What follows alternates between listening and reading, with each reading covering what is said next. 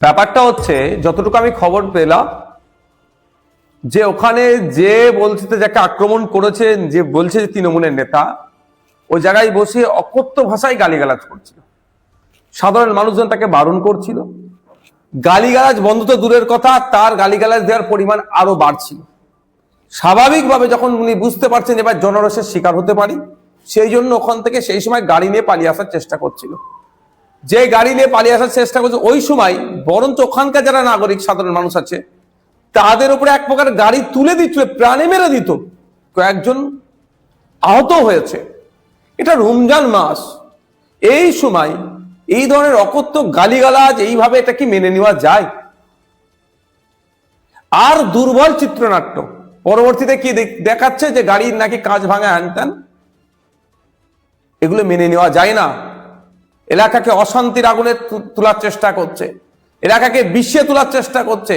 এই শওকত মোল্লা সাহেবের কথা শুনে মনে হয় এই এলাকাকে উত্তপ্ত করার চেষ্টা করছে। আর যেখানে হচ্ছে এই পবিত্র রমজান মাসে মানুষ তখন কেউ তারাবির মুখী হচ্ছে, কেউ ইফতার করে বাজার মুখী হয়েছে, সেই সময় এই অশান্তি পাকিয়ে তুলছে। আমি প্রশাসনকে বলবো নিরপেক্ষতা বজায় রেখে তদন্ত হোক, এই কর্মকাণ্ড কোনোভাবে বরদাস্ত করা যাবে না।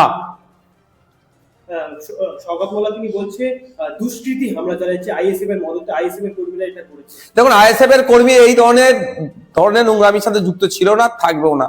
আমরা বারবার মার খেয়েছি, আমরা হজম করেছি, আমরা বারবার একটা কথাই বলেছি, আমরা সমাজ ব্যবস্থা পরিবর্তনের জন্য রাজনীতিতে এসেছি।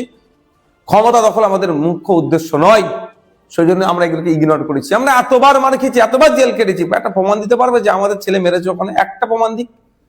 ভিডিও তো বলছে নাকি করেছে, দেখাক যে এই ছেলেটা আইএসএফ এর এটা নেতৃত্ব মেরেছে।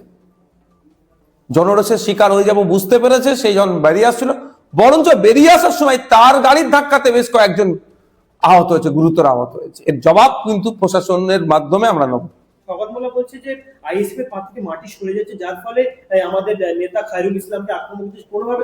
দেখুন, একটা কথা বলি, শওকত মোল্লা সাহেব এখন সাপে কামড়ে ওজায় ঝাড়ছে না, এই প্রশ্ন অনেকটা আছে। রাজ্জাক খার খবর আমরা ভুলে যাচ্ছি না, রাজ্জাক খাকে খুন করার পরে শওকত সাহেবের কাছে এসে দাঁড়িয়ে, সব থেকে কাছে যারা দাঁড়িয়েছিল তাদের মধ্যে কয়েকজন গ্রেফতার হয়েছিল। আর তদন্ত যদি